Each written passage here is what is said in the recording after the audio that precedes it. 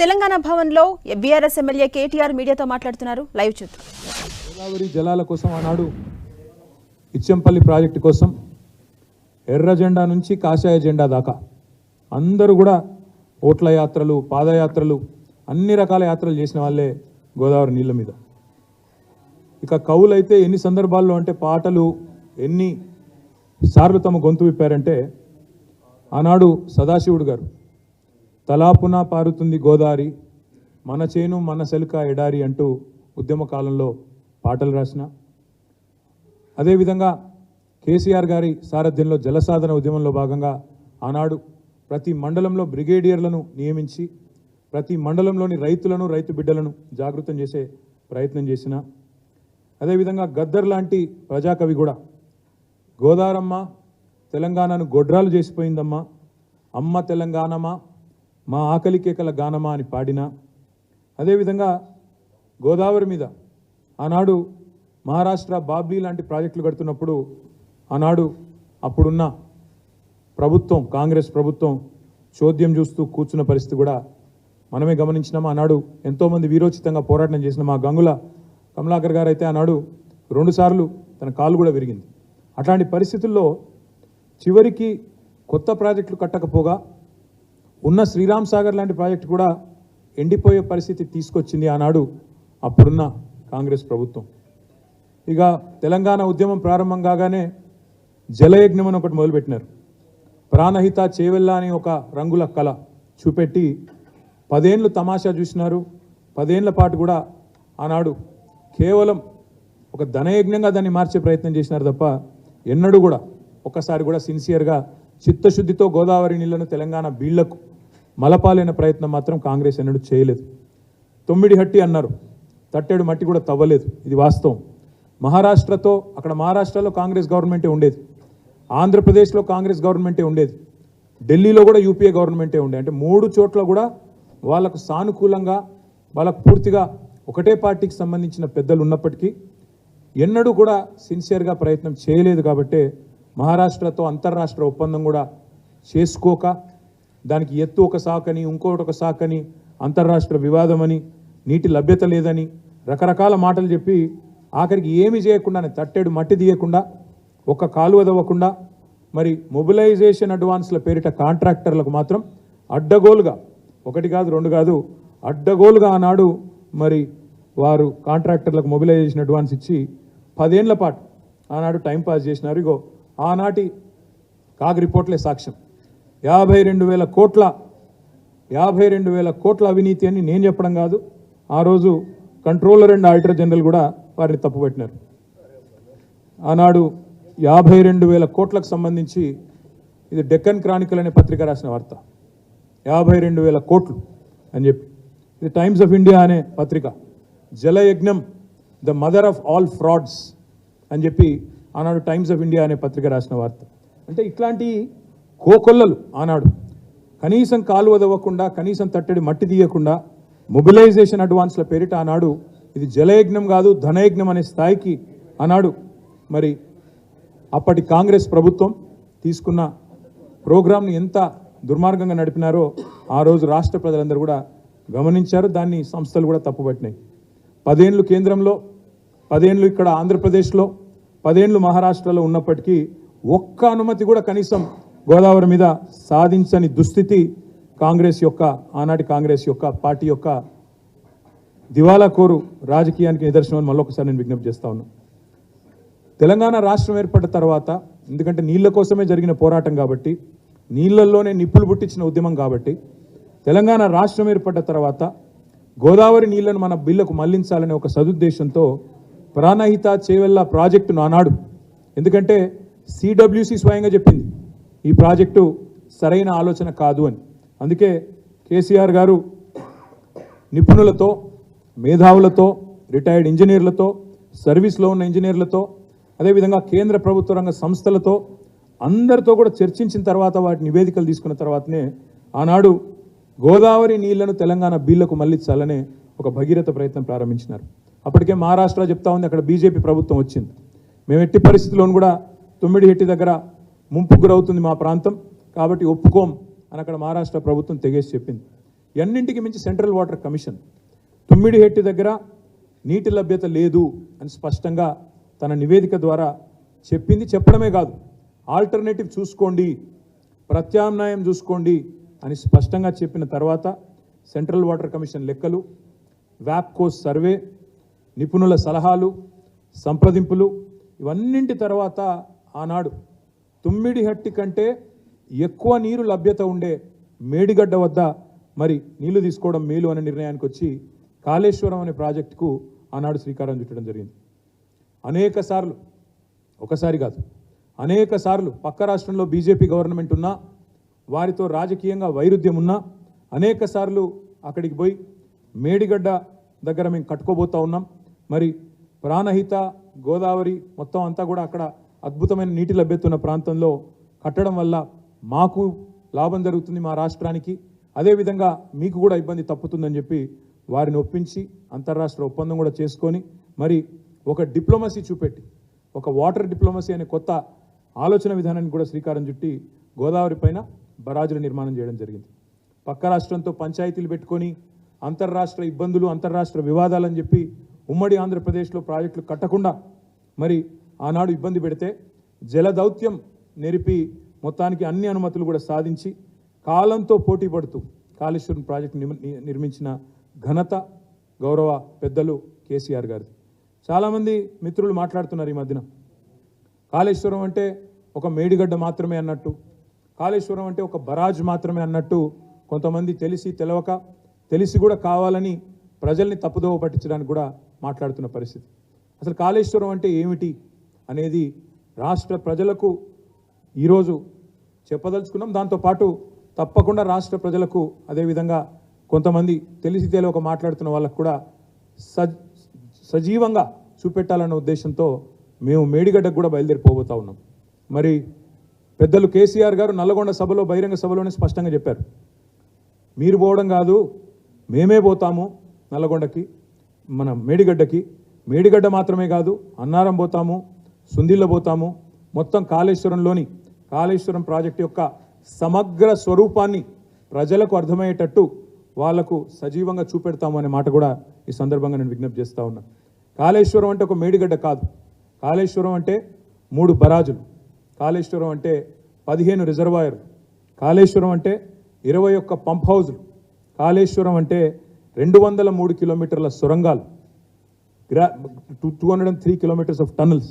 కాళేశ్వరం అంటే 1531 కిలోమీటర్ల ప్రవాహ కాలువలు.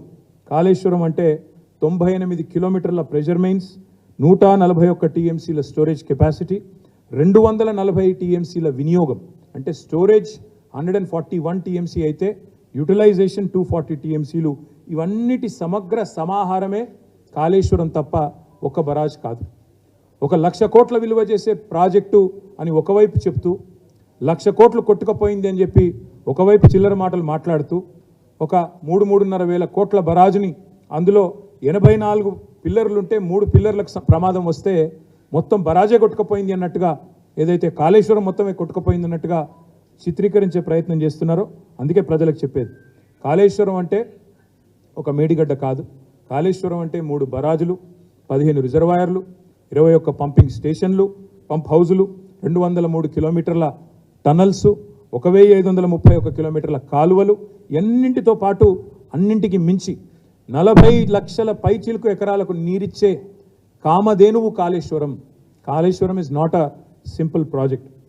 88 మీటర్ల ఎత్తు నుంచి, సముద్ర మట్టం మీద 88 మీటర్ల ఎత్తు నుంచి 618 మీటర్ల ఎత్తుకి మరి గోదావరి గంగను పైకి తీసుకొని పోయే, ఏటికి ఎదురెత్తుతూ పైకి తీసుకొని పోయే ఒక బృహత్తరమైన కార్యక్రమం కాళేశ్వరం.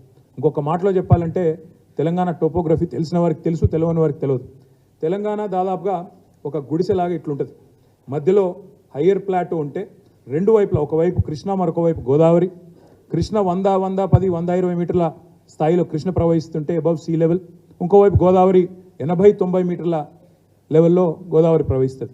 పైన హైదరాబాద్ లాంటి పట్టణం 535 మీటర్ల పైన హైదరాబాద్. కొండపోచమ్మ సాగర్ లాంటి ప్రాంతం 618 మీటర్లు. లక్ష్మీదేవిపల్లి షాద్ నగర్ ఏరియాలో 650 మీటర్లు.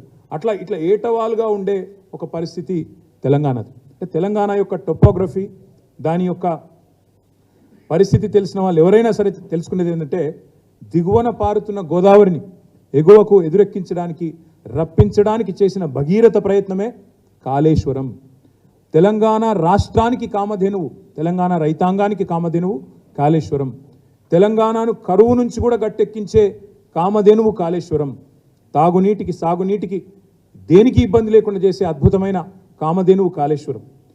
ఎన్నో కేసులు వేసినారు, ఈ ప్రాజెక్టు కాకుండా చేయాలి, కేసీఆర్కు మంచి పేరు వస్తుంది, తెలంగాణ దశాబ్దాలు పడ్డ కష్టం తీరిస్తే కేసీఆర్ శాశ్వతంగా ప్రజల గుండెల్లో మిగిలిపోతాడని చెప్పి ఎన్నో కేసులు వేసిన తర్వాత కూడా వాటన్నిటిని అధిగమించి, ఎన్నో రకాల ప్రయత్నాలు చేసినా వాటన్నిటిని అధిగమించి 400 పైచిలకు అనుమతులు సాధించి కేంద్ర ప్రభుత్వం ద్వారా, సిడబ్ల్యూసి కావచ్చు, ఫారెస్ట్ అండ్ ఎన్వైరన్మెంట్ మినిస్ట్రీ కావచ్చు, ఇంకా ఇతర శాఖలు కావచ్చు, గోదావరి గంగను మన పొలాల్లో ఉప్పొంగేలాగా చేసింది ఆనాడు కేసీఆర్ గారి నాయకత్వం, తెలంగాణ ఆనాటి ప్రభుత్వం. మీరు ఎత్తు మీద ఉన్నారు, మీకు నీళ్లు రావు అని చెప్పి దశాబ్దాల పాటు జరిగిన దగా ఏదైతే ఉందో, మోసం ఏదైతే ఉందో, దానికి చరమగీతం పాడుతూ దానికి ముగింపు పలికి గోదావరిలో మన వాటాను మనం తీసుకునే స్థాయికి కాళేశ్వరం ప్రాజెక్టుతో మన హక్కును మనం కాపాడుకున్న మన విషయాన్ని కూడా మన రాష్ట్ర రైతాంగానికి కూడా నేను విజ్ఞప్తి చేస్తూ ఉన్నా. ఆనాడు ప్రాణహిత చేవల్ల అనే ఓ ప్రాజెక్ట్ తెలంగాణ ఉద్యమ దెబ్బకు జడిసి జలయజ్ఞంలో ఆదరబాదరగా పెట్టినారు. ప్రాణహిత నుంచి తుమ్మిడిహెట్టి నుంచి నీళ్లు తీసుకొస్తాం, హైదరాబాద్ పక్కనే ఉండే చేవెళ్లకు నీళ్లు తెస్తామని చెప్పి నమ్మబలికి ఆనాడు ఆదరబాదరగా ప్రాజెక్ట్ డిజైన్ చేశారు. చేస్తే 100 కిలోమీటర్ల, ఎక్కడ చేవెళ్ళ, ఎక్కడ తుమ్మిడిహెట్టి, ఎక్కడ కాగజ్ నగర్, అక్కడి నుంచి ఇక్కడికి నీళ్ళు తీసుకొచ్చే ప్రాజెక్టులో ఆనాడు మరి స్టోరేజ్ కాన్సెప్టే లేదు. అంటే వరద నీటిని తీసుకొని మళ్ళీ నింపుకోవాలి, వరద కాలం 90 రోజుల, 120 రోజుల, 3 నెలల, 4 నెలల వరద వర్షాకాలంలో వచ్చినప్పుడు దాన్ని తీసుకొని నిల్వ ఉంచుకోవాలనే కాన్సెప్టే లేకుండా కేవలం 100 కిలోమీటర్లు తుమ్మిడిహెట్టి నుంచి, ప్రాణహిత నుంచి చేవెళ్ళకి తీసుకొచ్చే ఆనాటి ప్రాణహిత చేవెళ్ళ ప్రతిపాదనలో 16 టీఎంసీల సామర్థ్యం మాత్రమే, 16.4 టీఎంసీల రిజర్వాయర్లు మాత్రమే ఆనాడు పొందుపరచడం జరిగింది. దాన్ని పూర్తిగా సవరించి ఆనాడు, అది కూడా లేదు, నిజానికి స్టోరేజ్ కాన్సెప్టే లేదు, మన్నించాల. అక్కడి నుంచి నీళ్ళు లిఫ్ట్ చేస్తాం, 16.4 టీఎంసీల నీళ్లు లిఫ్ట్ చేసి 16.5 లక్షల ఎకరాలకు నీళ్ళు ఇస్తామని చెప్పినారు తప్ప రిజర్వాయర్ కూడా ప్లాన్ చేయలేదు. కానీ ఎప్పుడైతే కాళేశ్వరాన్ని ప్రతిపాదించడం జరిగిందో కేసీఆర్ గారు, ఆ కాళేశ్వరం ప్రాజెక్టు సమగ్ర స్వరూపమే మారి మేడిగడ్డ, అన్నారము, సుందిళ్ళ దగ్గర 3 బరాజులు, 141 టీఎంసీల సామర్థ్యం ఉన్న స్టోరేజ్ రిజర్వాయర్లు, వాటిని నీటిని లిఫ్ట్ చేయడానికి 88 మీటర్ల నుంచి 618 మీటర్లకు ప్రపంచంలోనే అతిపెద్దదైన లిఫ్ట్ ఇరిగేషన్ ప్రాజెక్టు కట్టాలి అంటే బాహుబలి మోటార్లు కూడా పెట్టి 139 మెగావాట్ల సామర్థ్యం ఉండే మోటార్లను కూడా పెట్టి ఒక జలధార, జీవధార తెలంగాణకు కాళేశ్వరాన్ని ఆనాడు కేసీఆర్ గారు కరువు అనేది మళ్ళీ తిరిగి మన వైపు చూడకుండా ఒక వరప్రధానిలాగా నిర్మించడం జరిగింది. కొత్త ఆయకట్టు, అదేవిధంగా స్థిరీకరించబడే ఆయకట్టు, స్టెబిలైజేషన్ అండ్ న్యూ ఆయకట్టు రెండు కలిపితే 40 లక్షల పైచీలకు ఎకరాలకు నీళ్ళిచ్చే ఒక బృహత్తరమైన, తెలంగాణని సస్యశ్యామలం చేసే ఒక బృహత్తరమైన ఆలోచన కాళేశ్వరం. మరి దీన్ని కూడా కేవలం ఎప్పుడు చెప్తుంటారు పెద్దలు, ప్లాన్ ఏ ఉండాలి, ప్లాన్ బి ఉండాలి అని. అంటే ఒకవేళ ఒకటి విఫలమైనా నెక్స్ట్ ప్రత్యామ్నాయం కూడా ఉండాలని చెప్తారు. అదే పద్ధతుల్లో చాలా ఆలోచనతో తెలివిగా ఇంజనీర్లు అందరూ కూర్చొని అహోరాత్రులు శ్రమించి డిజైన్ చేసిన ప్రాజెక్టు, ప్లాన్ చేసిన ప్రాజెక్టు కాళేశ్వరం. ఇది మల్టీ స్టేజ్ లిఫ్ట్ ఇరిగేషన్ అని మీకు తెలుసు. ప్రతిసారి మేడిగడ్డ నుంచే ఎత్తిపోయాల్సిన అవసరం కూడా లేదు. ప్రతిసారి మేడిగడ్డ నుంచే నీళ్లు ఎత్తి ఆల్ ద వే కొండపోచమ్మ సాగర్కి తీసుకురావాల్సిన అవసరం లేదు. ఒకవేళ కడెం ప్రాజెక్ట్ నుంచి కనుక ఓవర్ఫ్లో వచ్చి ఎల్లంపల్లికి వస్తే అక్కడి నుంచే నీళ్లు తీసుకోవచ్చు. లేదా శ్రీరామ్ సాగర్ ప్రాజెక్ట్ నుంచి డైరెక్ట్గా ఒకవేళ వరద వస్తే ఫ్లడ్ ఫ్లో ద్వారా మిడ్ మానేర్ నుంచి లిఫ్ట్ చేయొచ్చు. ఈ రెండూ జరగని పక్షంలో ఎప్పటికీ పెరీనియల్ సోర్స్గా కిందికి నీళ్లు పోతా ఉన్నాయి 88 మీటర్ల స్థాయి కాబట్టి అక్కడి నుంచి అవసరమైతే మరి మేడిగడ్డ నుంచి కూడా ఎత్తిపోసుకునే ఒక సౌలతు, ఒక సౌలభ్యం ఆనాడు ఈ ప్రాజెక్టులో ఇమిడి ఉన్నాయి. అంటే 3 రకాలుగా నీళ్లను లిఫ్ట్ చేసుకోవచ్చు. కడెం నుంచి ఓవర్ఫ్లో వస్తే ఎల్లంపల్లి నుంచి నీళ్ళు తీసుకోవచ్చు. లేదా ఎస్ఆర్ఎస్పి నుంచే ఓవర్ఫ్లో ఫ్లడ్ ఫ్లో ద్వారా వస్తే మిడ్ మానేర్ నుంచే నీళ్ళు తీసుకోవచ్చు. ఈ రెండిట్లో కూడా కుదరకపోతే మేడిగడ్డ నుంచి కూడా లిఫ్ట్ చేసుకునే విధంగా ఇన్ని ఆల్టర్నేటివ్స్తో కాళేశ్వరం ప్రాజెక్ట్ని ఎలాంటి పరిస్థితుల్లో కూడా, అంటే అత్యంత దుర్భిక్ష కరువు పరిస్థితి ఉన్నా కూడా మనం ఎలాంటి ఇబ్బంది లేకుండా తెలంగాణ రైతాంగం ఇబ్బంది పడకూడదు, మంచినీటికి హైదరాబాద్ కూడా ఇబ్బంది పడకూడదన్న ఉద్దేశంతో కాళేశ్వరాన్ని పూర్తి స్థాయిలో ఆలోచనతో మనం నిర్మించుకోవడం జరిగింది. ఇందులో భాగంగా శ్రీరామ్ సాగర్ కానీ, నిజాం సాగర్ కానీ, సింగూర్ కానీ, అప్పర్ మానేర్ కానీ, ఇట్లా మీడియం తరహా ప్రాజెక్టులు, మేజర్ ప్రాజెక్టులు ఏవైతే ఉన్నాయో వాటిని కూడా, వాటి ఆయకట్టును కూడా స్టెబిలైజ్ చేసే విధంగా కాళేశ్వరాన్ని డిజైన్ చేయడం జరిగింది. కొత్త ఆయకట్టు, స్టెబిలైజ్ చేసే పాత ఆయకట్టు మొత్తం కలిపితే 40 లక్షల ఎకరాలకు ఆనాడు కాళేశ్వరం ద్వారా ఎజెండా మనం ఆలోచనలో పెట్టుకున్న కార్యక్రమం. శివాలయంలాగా శిథిలమైపోయిన శ్రీరామ్ సాగర్ కూడా ఈరోజు జల కళతో జీవం పోసుకున్నది అంటే దానికి ముమ్మాటికి కారణం కాళేశ్వరమే. వరద కాలువ, ఫ్లడ్ ఫ్లో, మా కళ్ళ ముందే ఫ్లడ్ ఫ్లోలో ఒకనాడు పిల్లలు క్రికెట్ ఆడుకున్న పరిస్థితి, తుమ్మలు మొలిచిన దుస్థితి, కాకతీయ కాలువలో తుమ్మలు మొలిచిన పరిస్థితి, ఫ్లడ్ ఫ్లోలో పిల్లలు క్రికెట్ ఆడుకునే పరిస్థితి